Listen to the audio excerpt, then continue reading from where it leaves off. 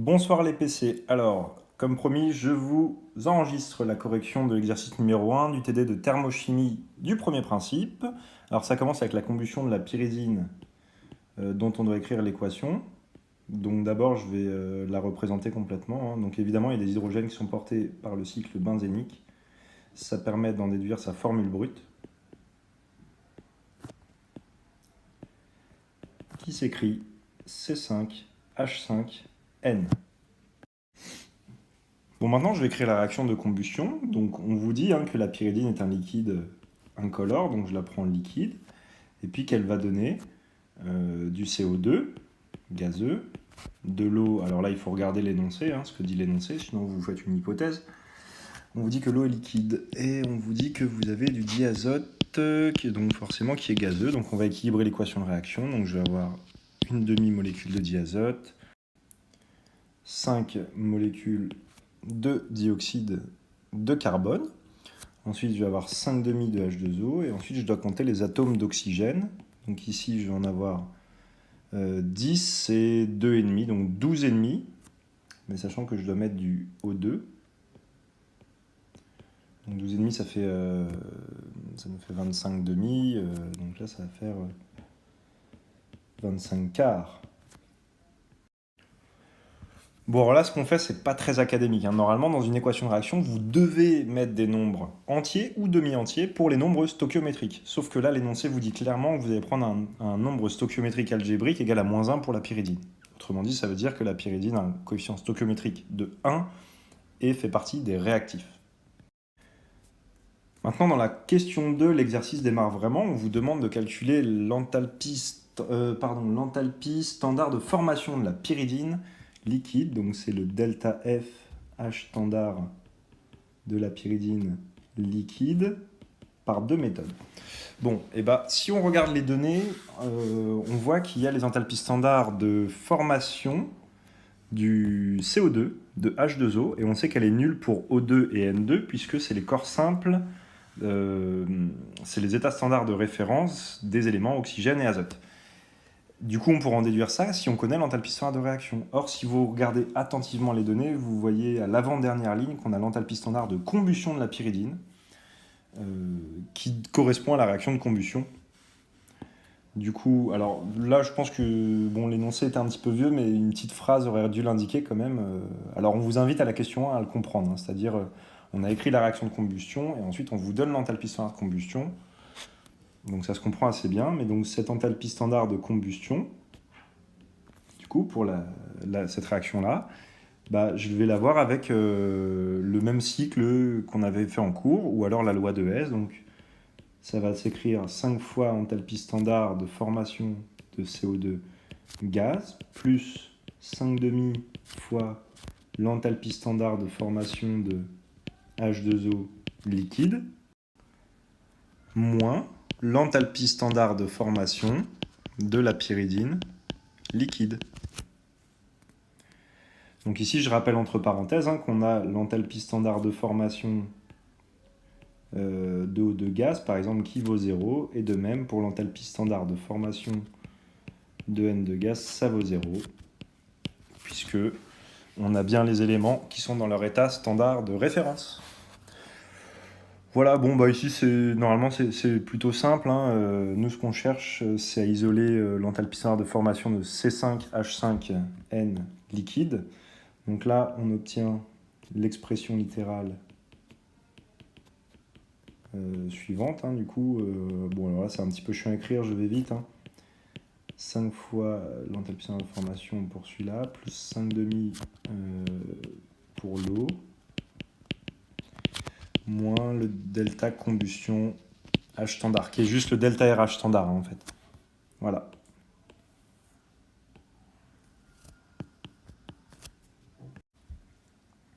Après application numérique, je trouve une enthalpie standard de formation pour la pyridine liquide qui vaut 100, alors ça fait beaucoup de chiffres significatifs là quand même. Qu'est-ce que c'est que cette affaire? Ils en donnent 5 dans l'énoncé. Bon, ok, on est autorisé à donner avec 5 chiffres significatifs. Alors c'est vrai qu'il y a des tables dans lesquelles les enthalpies standards de formation sont connues avec beaucoup de précision, donc après tout, pourquoi pas? Même si je trouve que ça fait un peu beaucoup, hein. Vous aurez plus souvent des exos avec 3, voire 4 à la limite, chiffres significatifs pour ces grandeurs-là.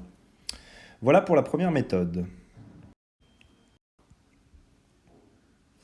Allez, pour la deuxième méthode, cette fois-ci je vais faire un cycle thermodynamique parce que c'est un petit peu plus compliqué. Alors sachez déjà qu'il y a plusieurs façons d'y arriver qui sont toutes équivalentes les unes aux autres.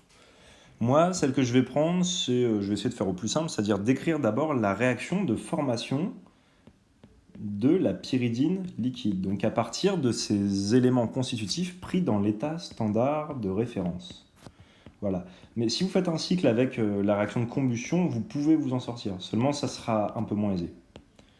Alors regardez, je vais faire cette transformation-là. Donc c'est 5H5N liquide. Donc ça, du coup, c'est l'équation de formation de la pyridine liquide. Donc c'est cette grandeur que je cherche. Et du coup, il me suffit de faire un cycle thermodynamique uniquement à partir des grandeurs connues. On voit qu'on a plein d'énergie de liaison. Donc on va se débrouiller pour faire la même réaction en phase gaz. Donc regardez, je vais prendre le cycle par les deux bouts. Je vais faire une première étape dans laquelle je vais faire passer le carbone graphite à l'état gazeux. Et la dernière étape de ce côté-là, ça sera l'étape où justement je vais mettre de la pyridine aussi à l'état gazeux. Donc là j'ai C5H5N à l'état de gaz.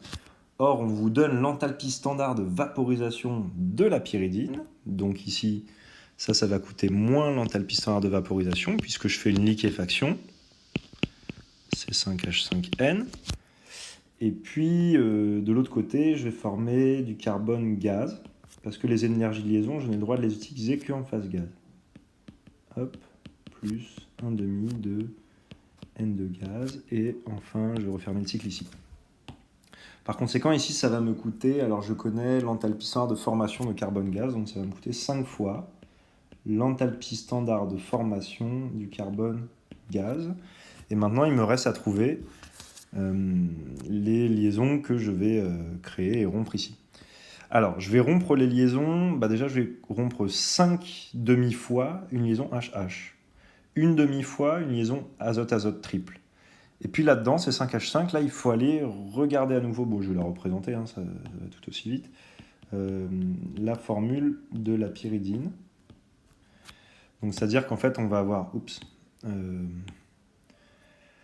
on va former, si on regarde la pyridine, deux liaisons CC double, deux liaisons CC simple, une liaison CN simple, une liaison CN double, et 1, 2, 3, 4, 5 liaisons CH.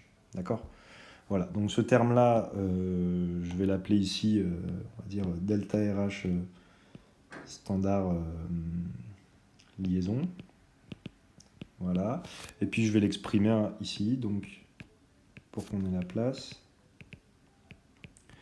Donc on a dit 5 demi fois l'énergie de liaison HH, plus 1 demi fois l'énergie de liaison azote-azote triple, et maintenant moins les énergies, donc ça c'est les liaisons rompues, moins les liaisons formées. Donc on va avoir 2 fois l'énergie d'une liaison CC double, plus 2 fois l'énergie d'une liaison CC simple, plus l'énergie d'une liaison CN simple, plus l'énergie d'une liaison CN double, plus 4 fois l'énergie... Non, 5 fois. 5 fois l'énergie d'une liaison CH.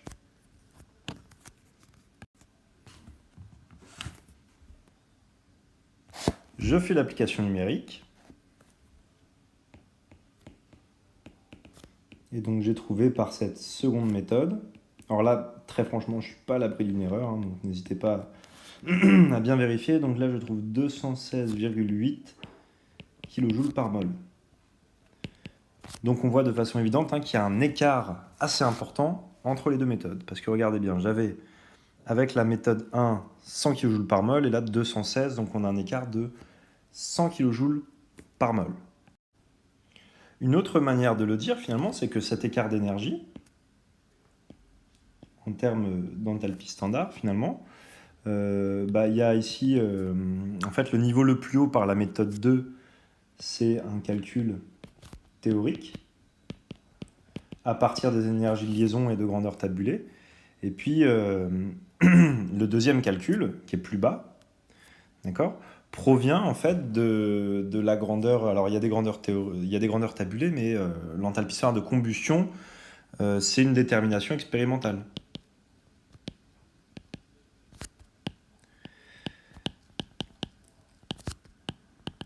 Donc, ce qui veut dire qu'en fait, si vous voulez, la pyridine... Alors là, c'est du commentaire supplémentaire, évidemment, vous ne pouviez pas forcément le trouver facilement, hein, mais ce qu'on montre en tout cas, c'est que avec la méthode numéro 1, celle avec la combustion, bah, on trouve une pyridine qui serait plus stable que celle avec le calcul théorique. Puisqu'en fait, son énergie est moins importante de environ 116. Il y a un écart d'environ 116 kJ par mol. 116 kJ par mol, c'est beaucoup. Et en fait, alors, de façon générale, une énergie de résonance, c'est-à-dire pour une stabilisation par mésomérie, ça va être de la dizaine de kilojoules par mol, d'accord, pas beaucoup plus. Sauf que dans le cas des systèmes cycliques avec 6 électrons pi qui se délocalisent, on a ce qu'on appelle de l'aromaticité. Bon, ça c'est pas dans le programme, mais c'est sympa de le voir parce que vous rencontrez souvent les cycles à 6 dans les groupements phényl, et donc là il en va de même en fait, on a ce type de cycle mais avec un azote dedans. Et donc là, en fait, on a une stabilisation particulière qui est due à l'aromaticité, mais nous, à notre niveau, si on se contente de dire qu'on a simplement déjà de la stabilisation par effet mésomère, c'est suffisant. Une stabilisation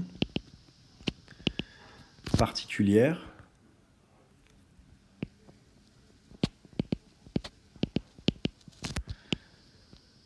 due